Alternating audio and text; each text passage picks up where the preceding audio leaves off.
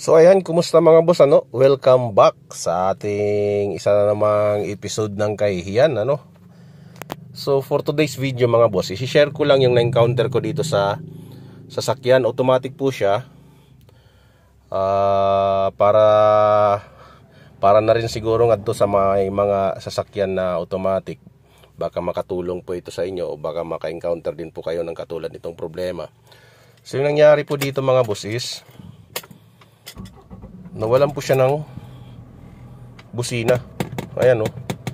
Nawalan siya ng busina mga boss. Tapos yung shifter niya, ayan oh, ayaw lumipat, matigas. Ayaw lumipat mga boss. So nagtanong-tanong ako, buti may napagtanungan ako. Shout out nga pala kay Kuya Edsel. Siya yung napagtanungan ko nito. Na sabi niya, meron daw dyan sikreto na butas. Ayan o. Ayan o. Dito daw sa katabihan nito. So ito yung nakita natin dito. Bubuksan natin mga boss. So tawag daw dito, sabi naman ng kapatid ko is bubuksan natin. Tawag daw dito mga boss is shift release. So shift release yung tawag dito. So medyo mahirap lang ano. Tanggalin muna natin mga boss, tanggalin lang natin. Okay. So wait lang mga boss. So ayan mga boss, natanggal na natin yung takip ng butas ano. Yan. So yung gagawin lang mga boss is patayin muna natin yung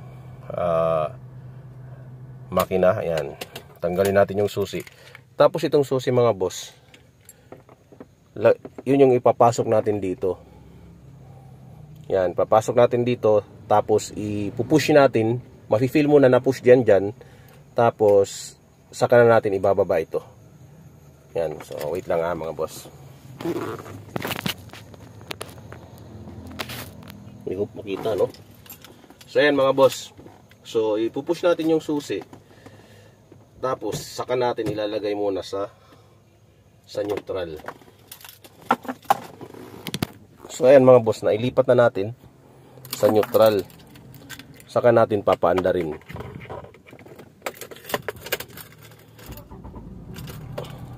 Ayan.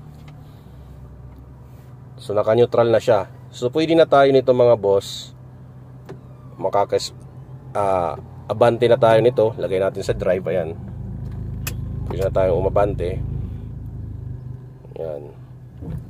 Tapos pwedeng balik lang sa neutral at saka handbrake lang tayo pag nagpark. Wag lang natin muna ibabalik doon sa park kasi maglalak na naman yan. Pero ganun pa rin, wala pa rin yang busina mga boss. So yung purpose nito is para makarating ka lang muna doon sa shop or makahanap ka ng auto electrician or mekaniko na makaka-troubleshoot kung hindi mo alam yung trouble. So yung sa atin dito is for remedy lang muna na maka-andar ka.